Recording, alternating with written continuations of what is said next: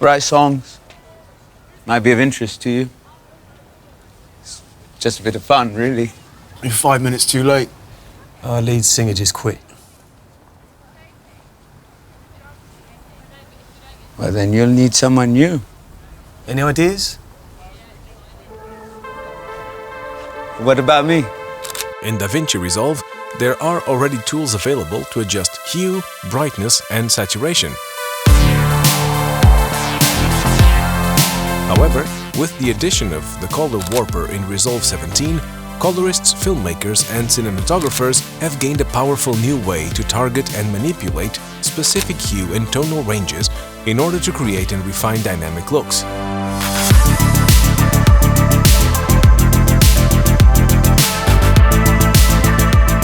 In the last video, we discussed the ways in which Color Warper is a superior tool as compared to our hue curves. In this one, we'll dive deeper into the fundamentals of Color Warper and see what it has to offer over our traditional tools. Welcome to Colorist Factory. Let's dive into it. We have our footage right here. We have already converted our footage from ARRI to Rec 709 color space using color space transform, and we are gonna grade underneath this. Let's enlarge our Color Warper tool. Let's start by increasing the grid size for this image. Now, in this video, we're just gonna explore the tools that Color Warper has to offer within its toolset. First, let's go ahead and check the Smooth Selection tool. If you have a point selected in your mesh, Smooth Selection increases the number of points that are selected for a smoother transition. And this can be really helpful if you want a smooth gradient in your color shifts. And similarly, we have Decreased Fall Off tool. In case you have selected a lot of points, you can just go ahead and press this.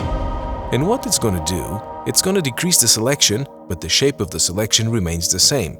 And that's the best part with both of these if you were to select a unique combination of point selection.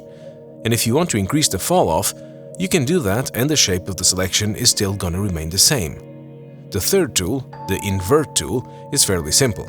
And what it does is if you want to work with everything else except your current selection, all you have to do is click it and it selects everything that is not your current selection.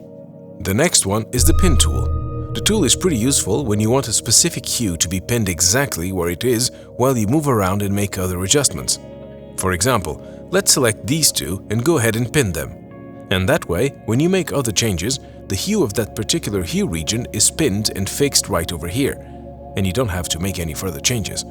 You don't have to manually bring the hue back to its original color. It can just remain there while you're making changes to any pin that surrounds it. The next one is our Select Column tool. And this is if you select a particular point, if you want to go and select all the points on that hue saturation column, then you can just press this and have your entire column selected. The next one works the other way around, where you just select one of the hues and it selects every point on the same saturation level as that hue point. Quite similarly, you have all the Selection tool. It selects all the pins and deselects all the pin. Finally, there's a Reset tool. If suppose you are making a change to any of the particular hues, if you want to reset it, all you have to do is click on you select the pin, or if there's a selection, you can go ahead and select the entire selection and click this reset button, and it's going to reset its properties. Now, before we move ahead, we have to understand that each pin has three different attributes. One is hue, the second is saturation, and the third is luminance.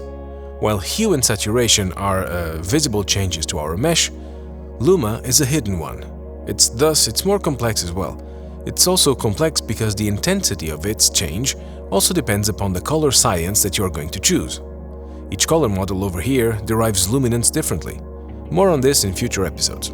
So, if you're going to change the hue, you're going to see the changes right over there in the mesh. The point can be seen moving. Same with saturation. If you increase the saturation or decrease it, you can see the point moving away. But when it comes to luminance, if you just go ahead and decrease the luminance just like that, there is no way we can actually observe the pin movement or any other change, because it's not represented on the map. In summary, there are three properties of any given point in the mesh. At the time, the hue and saturation sliders are different and useful as compared to moving things around in the mesh directly. For example, if you were to select an entire range of red hues and you go ahead and use the hue slider, you can see that the hue is actually rotating as compared to if you were to manually go ahead and shift it, and that creates a big difference. The subtle hue rotation gives us an ability to create a much smoother color gradient in our hue adjustments. Same with saturation. You can try decreasing the saturation of each point in the row, but it's going to be more work to desaturate all the colors, as compared to if you were going to go ahead and use the saturation slider to decrease the saturation of your selection. Now, the final major important things are the OCK feature and range selector. The auto lock allows you to set the number of points which you want to affect when you click a pin and try making an adjustment.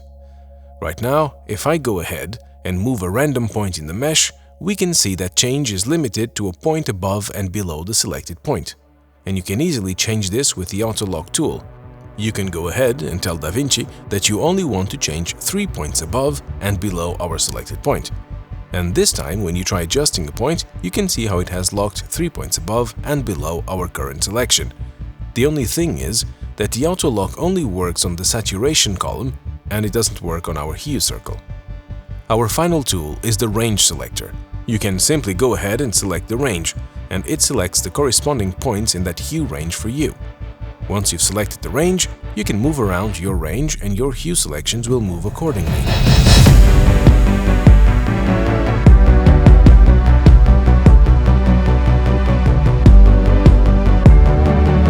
So that's it for the fundamentals of Color Warper tools.